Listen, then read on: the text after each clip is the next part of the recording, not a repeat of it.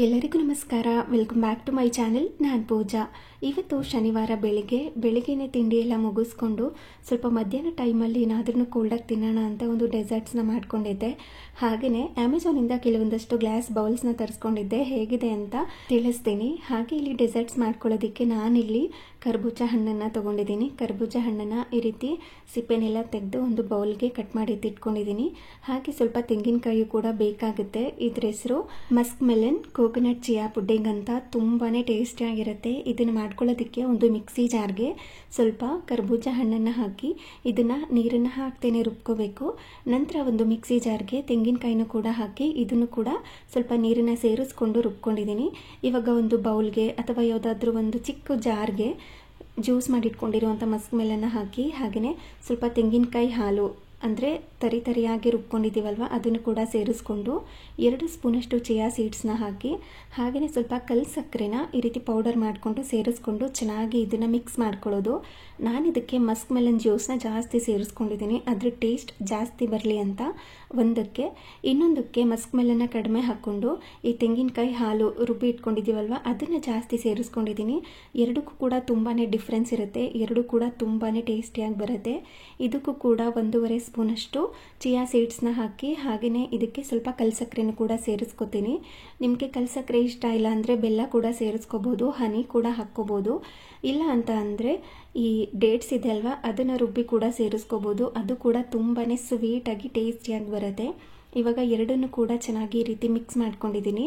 ಇವಾಗ ಇದನ್ನ ಫ್ರಿಜ್ನಲ್ಲಿ ಇಟ್ಕೋತೀನಿ. ನಂತರ ಇದನ್ನ 2 ಗಂಟೆಗಳ ಕಾಲ ಇಲ್ಲ ಓವರ್ ನೈಟ್ ಕೂಡ ಬಿಡ್ಬೋದು. ಅಂದರೆ ನೈಟ್ ಮಾಡಿಟ್ಕೊಂಡು ಬೆಳಿಗ್ಗೆ ತಿನ್ನೋದಾದರೆ ನೈಟ್ ಮಾಡಿಟ್ಕೋಬೋದು. ಅಂದರೆ ಓವರ್ ನೈಟ್ ಅದು ನೀಟಾಗಿ ಸೆಟ್ ಆಗಿರುತ್ತೆ. ಟೈಮ್ ಇಲ್ಲ ಅಂತಂದರೆ 2ರಿಂದ 3 ಗಂಟೆಗಳ ಕಾಲ ಇದನ್ನು ಸೆಟ್ ಆಗೋದಕ್ಕೆ ಬಿಟ್ಟರೆ ತುಂಬಾ ಟೇಸ್ಟಿಯಾಗಿ ರೆಡಿಯಾಗಿರುತ್ತೆ. ಹಾಗೆ ಇದಕ್ಕೆ ಮೇಲೆ ಗಾರ್ನಿಷಿಂಗೋಸ್ಕರ ಸ್ವಲ್ಪ ಡ್ರೈ ಫ್ರೂಟ್ಸ್ನೆಲ್ಲ ಕಟ್ ಮಾಡ್ಕೋತಾ ಇದ್ದೀನಿ. ಡ್ರೈ ಫ್ರೂಟ್ಸ್ನ ಸ್ವಲ್ಪ ನೆನೆ ಹಾಕಿ ಒಂದು 10 ನಿಮಿಷ ಕಾಲ ನೆನೆ ಹಾಕಿ ಆ ನಂತರ ಈಸಿಯಾಗಿ ಕಟ್ ಮಾಡ್ಕೋಬಹುದು. ಆವಾಗ ಫುಲ್ ಡ್ರೈ ಅಂತೇನು ಅನ್ಸೋದಿಲ್ಲ. ನಮ್ಗೆ ಹೇಗೆ ಬೇಕೋ ಆ ರೀತಿ ಕಟ್ ಮಾಡ್ಕೋಬಹುದು. ಸೊ ಹಾಗಾಗಿ ಇಲ್ಲಿ ಸ್ವಲ್ಪ ಪಿಸ್ತಾ, ಬಾದಾಮಿ ಮತ್ತು ಗೋಡಂಬಿನ ಒಂದು 10 ನಿಮಿಷಗಳ ಕಾಲ ನೀರಿನಲ್ಲಿ ನೆನೆಸಿಟ್ಟು ಆ ನಂತರ ಕಟ್ ಮಾಡ್ಕೊಂಡಿದ್ದೀನಿ. ಹಾಗೆ ಸ್ವಲ್ಪ ಕರ್ಬೂಜ ಹಣ್ಣನ್ನು ಕೂಡ ಸಣ್ಣದಾಗಿ ಕಟ್ ಮಾಡಿ ಇಟ್ಕೊಂಡಿದ್ದೀನಿ. ಇವಾಗ ಫ್ರಿಜ್ಜಿಂದ ತೆಗೆದು ಇದ್ರ ಮೇಲ್ಗಡೆ ಸಣ್ಣದಾಗಿ ಕಟ್ ಮಾಡಿ ಇಟ್ಕೊಂಡಿರುವಂಥ ಡ್ರೈ ಫ್ರೂಟ್ಸ್ನೆಲ್ಲ ಹಾಕಿ ಹಾಗೆಯೇ ಕಟ್ ಮಾಡಿ ಇಟ್ಕೊಂಡಿರುವಂಥ ಕರ್ಬೂಜ ಹಣ್ಣನ್ನು ಹಾಕಿ ಸರ್ವ್ ಮಾಡ್ಕೊಳ್ಳೋದು ಅಷ್ಟೇ. ತುಂಬಾ ಟೇಸ್ಟಿಯಾಗಿರುತ್ತೆ. ಮಧ್ಯಾಹ್ನ ಟೈಮಲ್ಲಿ ಊಟ ಆದಮೇಲೆ ಆರಾಮಾಗಿ ತಿನ್ಬೋದು. ಇದನ್ನು ನೀವು ಬ್ರೇಕ್ಫಾಸ್ಟ್ಗೂ ಕೂಡ ತಿನ್ಬೋದು. ಅಂದರೆ ಇದರೊಳಗಡೆ ಸ್ವಲ್ಪ ಓಟ್ಸ್ ಎಲ್ಲ ಹಾಕಿ ನೆನೆಸಿಟ್ಕೊಂಡು ಓವರ್ ನೈಟ್ ಓಟ್ಸ್ ಥರ ಮಾಡಿಕೊಂಡು ಕೂಡ ತಿನ್ಬೋದು. ತುಂಬಾ ಟೇಸ್ಟಿಯಾಗಿರುತ್ತೆ. ಬೇಕಿದ್ರೆ ಒಂದ್ಸರಿ ಟ್ರೈ ಮಾಡಿ. ಹಾಗೆಯೇ ಅಮೆಝಾನಿಂದ ಸ್ವಲ್ಪ ಗ್ಲಾಸ್ ಬೌಲ್ಸ್ಗಳನ್ನ ತರಿಸ್ಕೊಂಡಿದ್ದೆ ಅಲ್ವಾ, ಅದು 1 ಡೇಗೆ ಡೆಲಿವರಿ ಆಗಿತ್ತು. ಅಂದರೆ ನಿನ್ನೆ ಬುಕ್ ಮಾಡಿದ್ದೆ ಶುಕ್ರವಾರ, ಶನಿವಾರ ಆಲ್ರೆಡಿ ಬಂದುಬಿಟ್ಟಿತ್ತು. ಅದಕ್ಕೆ ಚೆಕ್ ಮಾಡ್ಕೋತಾ ಇದ್ದೀನಿ ಕರೆಕ್ಟಾಗಿದೆಯಾ, ಒಡೆದೋಗಿದೆಯಾ, ಇಲ್ಲಾಂದರೆ ರಿಟರ್ನ್ ಮಾಡಬೇಕಲ್ವಾ. ಸೊ ಹಾಗಾಗಿ ನೀಟಾಗಿ ಪ್ಯಾಕ್ ಮಾಡಿ ಕೊಟ್ಟಿದ್ರು. ಎಲ್ಲೂ ಕೂಡ ಡ್ಯಾಮೇಜ್ ಆಗಿರಲಿಲ್ಲ. ಎಷ್ಟು ಚೆನ್ನಾಗಿ ಪ್ಯಾಕ್ ಮಾಡಿದ್ರು ಅಂದರೆ ಈ ಡಬ್ಬನ ಕೆಳಗಡೆ ಎತ್ತಾಕಿದ್ರೂ ಕೂಡ ಅದು ಒಡೆದೋಗ್ತಾ ಇರಲಿಲ್ಲ. ಅಷ್ಟು ಚೆನ್ನಾಗಿ ಪ್ಯಾಕ್ ಮಾಡಿಕೊಟ್ಟಿದ್ರು. ನೋಡಿ ಈ ರೀತಿ ಪ್ಯಾಕಿಂಗ್ ಇರುತ್ತೆ. ತುಂಬಾ ಚೆನ್ನಾಗಿತ್ತು. ನನಗೆ ಸ್ವಲ್ಪ ಬೇಕಾಗಿತ್ತು ಗ್ಲಾಸ್ ಬೌಲ್ಸ್, ಅಂದರೆ ಚಿಕ್ಕ ಬೌಲ್ಸ್ಗಳೆಲ್ಲ ಒಂದು ಮೀಡಿಯಮ್ ಸೈಜಲ್ಲಿರುವಂಥದ್ದು. ಅಂದರೆ 500 ml ಹಿಡಿಯುವಂಥದ್ದು, ಹಾಗೆಯೇ 1 ಲೀಟರ್ ಹಿಡಿಯುವಂಥದ್ದು, 1.5 ಲೀಟರ್ ಹಿಡಿಯುವಂಥದ್ದು ಬೇಕಾಗಿತ್ತು. ಸೊ ಹಾಗಾಗಿ ಈ ಬೌಲ್ಸ್ಗಳನ್ನ ತರಿಸ್ಕೊಂಡಿದ್ದೆ. ನೋಡಿ ಎಷ್ಟು ಚೆನ್ನಾಗಿ ಪ್ಯಾಕ್ ಮಾಡಿಕೊಟ್ಟಿದ್ದಾರೆ. ಇದ್ರ ಲಿಂಕ್ ಬೇಕಿದ್ರೆ ನಾನು ಡಿಸ್ಕ್ರಿಪ್ಷನ್ ಬಾಕ್ಸ್ನಲ್ಲಿ ಕೊಟ್ಟಿರ್ತೀನಿ. ಯಾರಿಗಾದರೂ ಬೇಕು ಅಂದರೆ ತೊಗೋಬೋದು. ತುಂಬಾ ಚೆನ್ನಾಗಿತ್ತು. ಮಲ್ಟಿಪರ್ಪಸ್ ಆಗಿ ಯೂಸ್ ಮಾಡ್ಬೋದಂತೆ ಇದನ್ನು.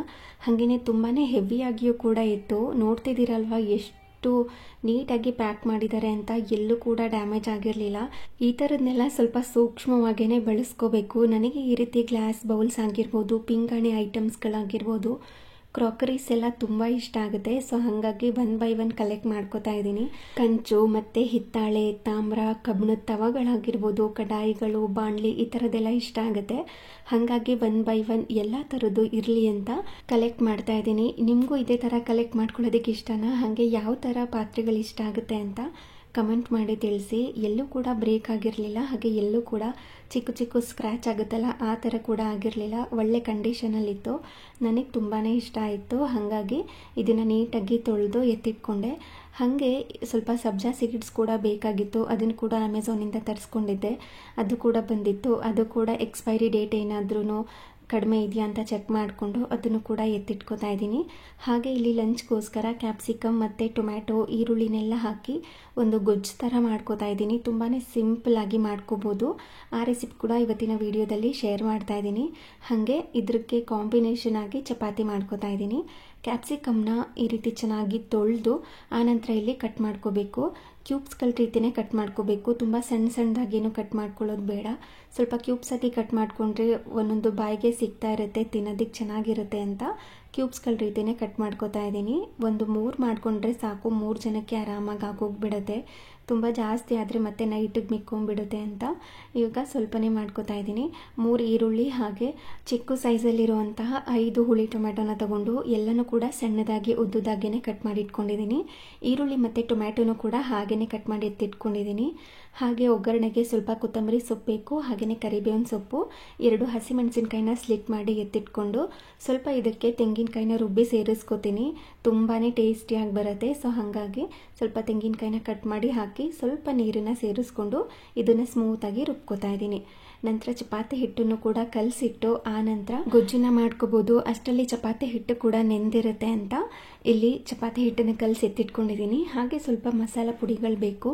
ಅರಿಶಿನ ಪುಡಿ, ಅಚ್ಕಾರದ ಪುಡಿ, ಧನಿಯಾ ಪುಡಿ, ಗರಂ ಮಸಾಲ ಅದನ್ನು ಕೂಡ ಎತ್ತಿಟ್ಕೊಂಡು ಇಲ್ಲಿ ಗೊಜ್ಜನ್ನ ಮಾಡ್ಕೊಳ್ಳೋದಕ್ಕೆ ಒಂದು ಪಾತ್ರೆನ ಬಿಸಿ ಮಾಡಲಿಕ್ಕೆ ಇಟ್ಕೊಂಡು ಅದಕ್ಕೆ ಎಣ್ಣೆನ ಹಾಕಿ ಅದು ಕಾದಾದ ನಂತರ ಸಾಸಿವೆ, ಜೀರಿಗೆ ಹಾಗೆ ಸ್ವಲ್ಪ ಕಡಲೆಬೇಳೆನ ಹಾಕಿ ಸ್ವಲ್ಪ ಹೊತ್ತು ಇದನ್ನು ಫ್ರೈ ಮಾಡ್ಕೋತೀನಿ. ಅದಾದ ನಂತರ ಸಣ್ಣದಾಗಿ ಉದ್ದದಾಗಿ ಕಟ್ ಮಾಡಿ ಇಟ್ಕೊಂಡಿರುವಂಥ ಈರುಳ್ಳಿನ ಹಾಕಿ ಸ್ವಲ್ಪ ಹೊತ್ತು ಫ್ರೈ ಮಾಡ್ಕೋಬೇಕು. ಇವಾಗಲೇ ಹಸಿಮೆಣಸಿನ್ಕಾಯಿ ಹಾಗೆ ಕರಿಬೇವಿನ ಸೊಪ್ಪನ್ನು ಕೂಡ ಸೇರಿಸ್ಕೊಂಡು ಸ್ವಲ್ಪ ಹೊತ್ತು ಹೀಗೇನೆ ಮಿಕ್ಸ್ ಮಾಡಿಕೊಂಡು ಫ್ರೈ ಮಾಡ್ಕೊಂಡಿದ್ದೀನಿ.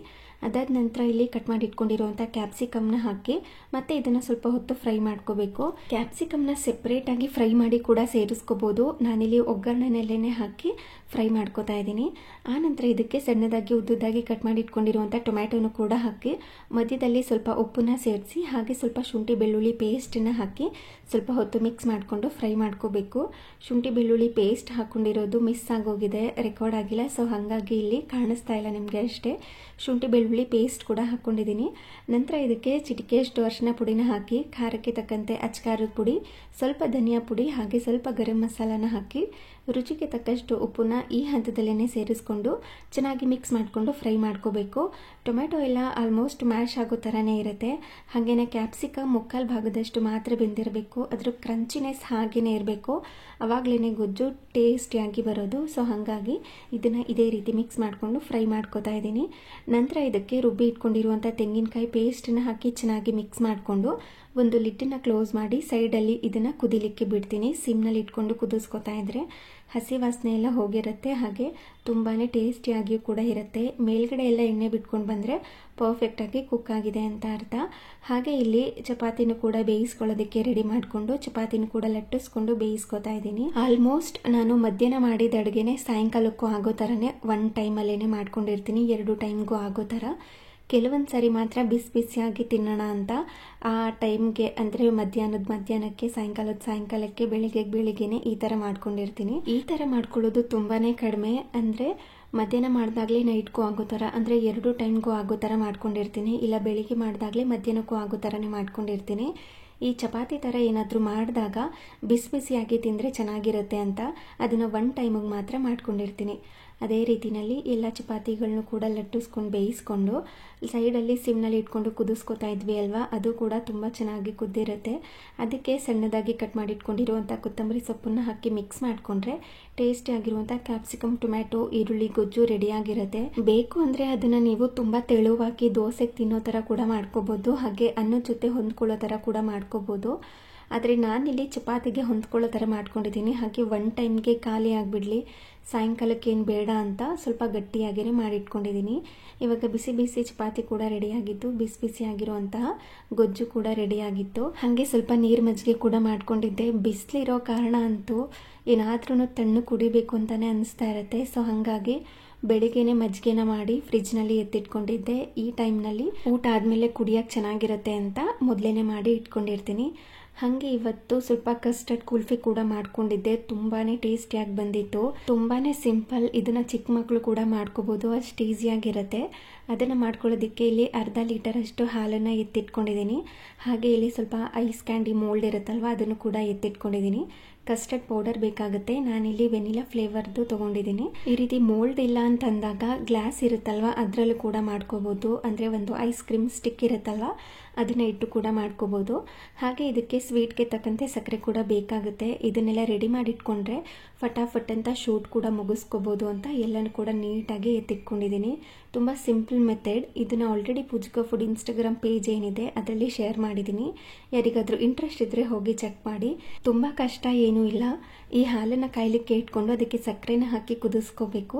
ನಂತರ ಒಂದು ಮಿಕ್ಸಿಂಗ್ ಬೌಲ್ಗೆ 2 ಸ್ಪೂನಷ್ಟು ಕಸ್ಟರ್ಡ್ ಪೌಡರ್ನ ಹಾಕಿ ಅದಕ್ಕೆ ಸ್ವಲ್ಪ ಹಾಲನ್ನು ಹಾಕಿ 1 ಗಂಟೆ ಇಲ್ದಂಗೆ ಮಿಕ್ಸ್ ಮಾಡಿಕೊಂಡು ಅದಾದ ನಂತರ ಕುದೀತಾ ಇರುವಂಥ ಹಾಲಿನೊಳಗಡೆ ಈ ಕಸ್ಟರ್ಡ್ ಮಿಕ್ಸ್ಚರ್ ಏನಿತ್ತು ಅದನ್ನು ಅದರೊಳಗಡೆ ಹಾಕಿ ಚೆನ್ನಾಗಿ ಇದನ್ನು ಮಿಕ್ಸ್ ಮಾಡಿಕೊಂಡ್ರೆ ಅದು ಗಟ್ಟಿಯಾಗಿರುತ್ತೆ. ಅದನ್ನು ಕಂಪ್ಲೀಟಾಗಿ ಕೂಲ್ ಆಗೋದಕ್ಕೆ ಬಿಟ್ಟು ಈ ರೀತಿ ಐಸ್ ಕ್ಯಾಂಡಿ ಮೋಲ್ಡ್ ಅಥವಾ ಐಸ್ ಕ್ರೀಮ್ ಮೋಲ್ಡ್ ಇರುತ್ತಲ್ವ ಅದರೊಳಗಡೆ ಹಾಕ್ಕೋಬೋದು. ಇಲ್ಲಾಂದರೆ ಗ್ಲಾಸ್ಗೂ ಕೂಡ ಹಾಕಿ ಆ ನಂತರ ಇದನ್ನು ಫ್ರೀಝರ್ನಲ್ಲಿ ಎತ್ತಿಟ್ಕೊಳ್ಳೋದು. 8 ರಿಂದ 10 ಗಂಟೆಗಳ ಕಾಲನಾದ್ರೂ ಇದನ್ನು ಹೀಗೇ ಬಿಡಬೇಕು.